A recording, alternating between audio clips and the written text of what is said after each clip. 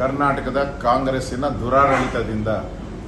ಆದ್ರಿಂದ ಇವರಿಗೆ ನೈತಿಕ ಅಧಿಕಾರ ಇಲ್ಲ. ನಾಳೆ ಸಮಾವೇಶ ಮಾಡ್ತಾ ಇದ್ದಾರಲ್ಲ, ಅದು 12 ಕೋಟಿ ಹಣವನ್ನು ಕೇಳ್ತಾ ಇದ್ದಾರೆ. ಇದು ಅಕ್ಷಮ್ಯ ಅಪರಾಧ. ಯಾರ್ದೋ ದುಡ್ಡು ಎಲ್ಲಮ್ಮನ ಜಾತ್ರೆ ಅನ್ನೋ ತರ ಆಗ್ತಾ ಇದೆ. ದುಡ್ಡು ಜನಗಳದು, ಮಜಾ ಹೊಡಿತಾ ಇರೋದು ಕಾಂಗ್ರೆಸ್ ಪಾರ್ಟಿಯವರು. ಈಗಾಗಲೇ ಗ್ಯಾರಂಟಿ ಯೋಜನೆ ಅನುಷ್ಠಾನಕ್ಕೆ ಸುಮಾರು 150 ಕೋಟಿ ಕಾಂಗ್ರೆಸ್ ಕಾರ್ಯಕರ್ತರಿಗೆ ಕೊಡ್ತಾ ಇದ್ದೀರಾ. ಸಂಬಳ ಕೊಡಕ್ಕೆ ಯೋಗ್ಯತೆ ಇಲ್ಲ. KSRTC ಸಾರಿಗೆ ಇಲಾಖೆಗೆ ನಿಮಗೆ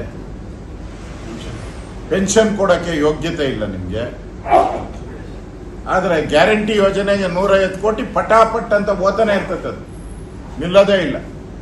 ಈಗ ಸಮಾವೇಶಕ್ಕೆ 12 ಕೋಟಿ, ಕಳೆದ ಬಾರಿ ಸಮಾವೇಶಕ್ಕೆ 20 ಕೋಟಿ, ಮುಂದಿನ ವರ್ಷ ಸಮಾವೇಶಕ್ಕೆ 40 ಕೋಟಿ. ಯಾರ ದುಡ್ಡು? ರಾಜ್ಯ ಸರ್ಕಾರದ ಹಣ ಈ ರೀತಿ ಪೋಲ್ ಮಾಡಿ ಯಾರು ಕೇಳಿದ್ರು? ಯಾವ ಜನ ಕೇಳಿದ್ರು? ಕರ್ನಾಟಕದ ಯಾವ ಟ್ಯಾಕ್ಸ್ ಪೇಯರ್ ಈ ಸಮಾವೇಶ ಮಾಡಿ ಅಂತ ನಿಮ್ಮನ್ನು ಕೇಳಿದಾರ? ಯಾವ್ದಾದ್ರು ರೈತ ಸಂಘಟನೆ ಬಂದ್ಬಿಟ್ಟು ನಿಮ್ಮನ್ನ ಈ ಸಮಾವೇಶ ಮಾಡಿ ಅಂತ ಕೇಳಿದಾರ?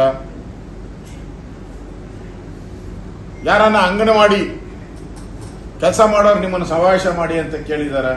ಯಾರು ಕೇಳಿದ್ದಾರೆ? ಯಾರು ಕೇಳಿದ್ದಾರೆ ಅಂತ ಸಮಾವೇಶ ಮಾಡ್ತಾ ಇದ್ದೀರಾ? ಹೇಳಿ. ಜನ ಕೇಳಿದಾಗ ರಸ್ತೆ ಮಾಡ್ಕೊಡ್ಬೇಕು, ಇದೆಲ್ಲ ಕರ್ತವ್ಯ, ನಾವು ಮಾಡ್ಬೇಕು. ಅದನ್ನ ಇಲ್ಲಿ ಕೇಳೋದೇ ಇಲ್ಲ, ಯಾರನ್ನು ಸಮಾವೇಶನ ಕೇಳಲ್ಲ. ಆದ್ರೂ ಸಮಾವೇಶ ಮಾಡ್ತಾ ಇದ್ದೀರಾ. ಆದ್ರೂ ಅವತ್ತು ಬೆಳ್ಳಿ ಕಿರೀಟ, ಚಿನ್ನದ ಕಿರೀಟ,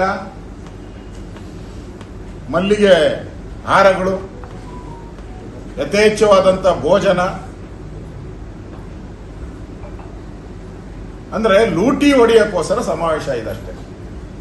ಅದರಿಂದ ಈ ಸಮಾವೇಶ ರೈತರ ಸಮಾಧಿ ಮೇಲೆ ಮಾಡುವಂತ ಸಮಾವೇಶ. ಈ ರೈತರ ಶಾಪದಿಂದ ಈ ಸರ್ಕಾರ ತೊಲಗಿ ಹೋಗ್ತದೆ.